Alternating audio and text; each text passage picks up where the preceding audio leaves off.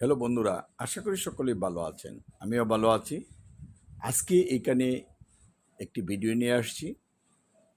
লালন সাইজির সাই সাধনা এবং বলন কাইজির কাইজি সাধনা, বজন এবং সাধনা এই দুটি জিনিস শিখতে চান মেডিটেশনের মাধ্যমে।